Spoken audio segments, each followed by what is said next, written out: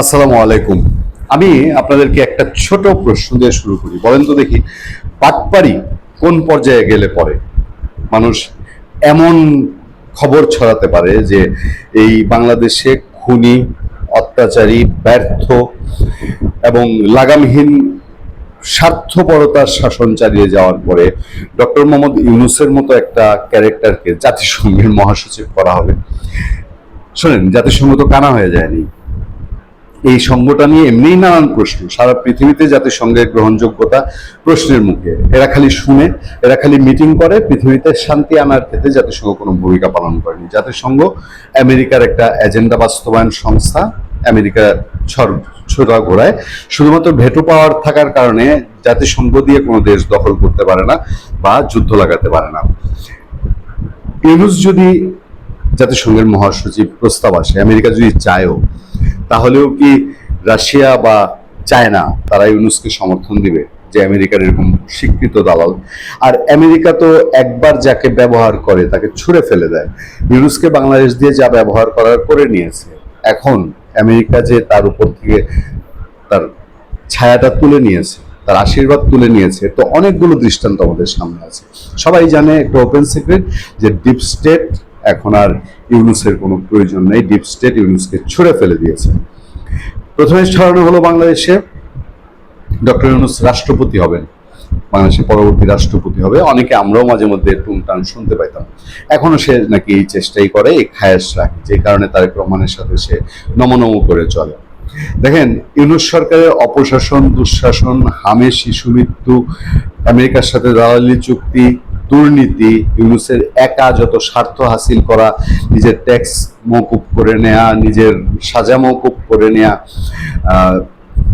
দীর্ঘদিনের শুল্কমুক্ত সুবিধা নেয়া, এইসবের এবং তার উপদেষ্টা পরিষদের সীমাহীন দুর্নীতি ও নিয়মের বিচার না করে এবং বিচার হতে না দিয়ে বিএনপি এর মধ্যেই প্রশ্নের মুখে আছে।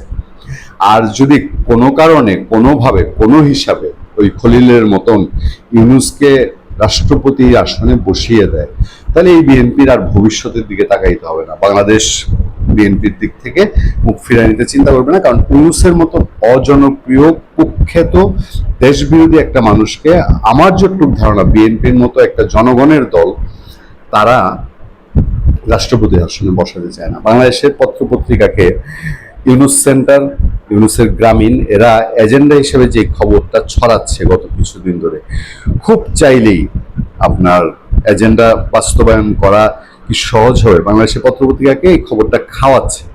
জাতিসংঘের পরবর্তী মহাসচিব পদে কি দেখা যেতে পারে ডক্টর ইউনূসকে? প্রশ্নবোধক। এবং এই খবরটা আপনি যখন পড়বেন, আমি সবটা পড়বো না আপনাদের সামনে, আপনি লাইনে লাইনে দেখবেন সূত্র বলেছে, সংশ্লিষ্ট সূত্র বলেছে, কূটনৈতিক সূত্র বলেছে, এই ধরনের তথ্য, কিন্তু এর বাইরে কিছু নাই। জাতিসংঘের বর্তমান মহাসচিব অ্যান্তোনিও গুতেরেসের মেয়াদ শেষ হচ্ছে 31 ডিসেম্বর। এরই মধ্যে সংস্থাটির পরবর্তী মহাসচিব নির্বাচন নিয়ে আন্তর্জাতিক অঙ্গনে আলোচনা শুরু হয়েছে। সম্ভাব্য প্রার্থীদের তালিকায় বিভিন্ন দেশের সাবেক রাষ্ট্রনেতা ও কূটনীতিকদের নাম ঘুরছে। সেই আলোচনায় নোবেলজয়ী ও বাংলাদেশের সাবেক প্রধান উপদেষ্টা ডক্টর মোহাম্মদ ইউনূসের নামও আনুষ্ঠানিকভাবে উঠে এসেছে। তা আমি যখন আনুষ্ঠানিকভাবে পড়লাম, তখনই আমার মনোযোগ গেল যে আমি কোন অনুষ্ঠানে আয়োজন হয়েছে সেটা একটু পড়ি। পুরো রিপোর্ট পড়ে আমি সে অনুষ্ঠানের কোন আনুষ্ঠানিকভাবে ইউনূসের নাম প্রস্তাব হয়েছে সেটা পাইনি। জাতিসংঘের মহাসচিব নির্বাচনে আনুষ্ঠানিক প্রক্রিয়া সাধারণত চলতি বছর মেয়াদে শেষ বছরে গতি পায়।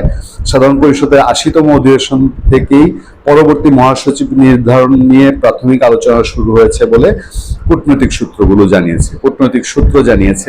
ডক্টর মোহাম্মদ ইউনূসের আন্তর্জাতিক গ্রহণযোগ্যতা, নোবেল শান্তি পুরস্কার প্রাপ্তি এবং বৈশ্বিক উন্নয়ন ইস্যুতে তার দীর্ঘ অভিজ্ঞতা তাকে একটি আলোচিত নাম করে তুলেছে।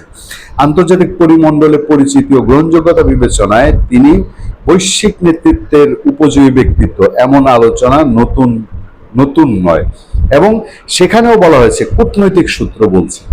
আমার কি ধারণা জানেন, ঘোড়ার আন্ডা হবে। ইউনূসের পচন শুরু হয়েছে, পচতে পচতে সে শেষ হয়ে যাবে, তার যে বয়স হয়েছে। আর বড়জোর যদি হয় বাংলাদেশে, শেখ হাসিনা যদি ফিরে আসে, তাহলে মৌকা মতো পাইলে 14 শিখের ভেতরে তার বাকি জীবনটা কাটবে। ভালো থাকবেন, সুস্থ থাকবেন। আপনাদের সাথে আমি আতিক রহমান, পূর্ণিয়া।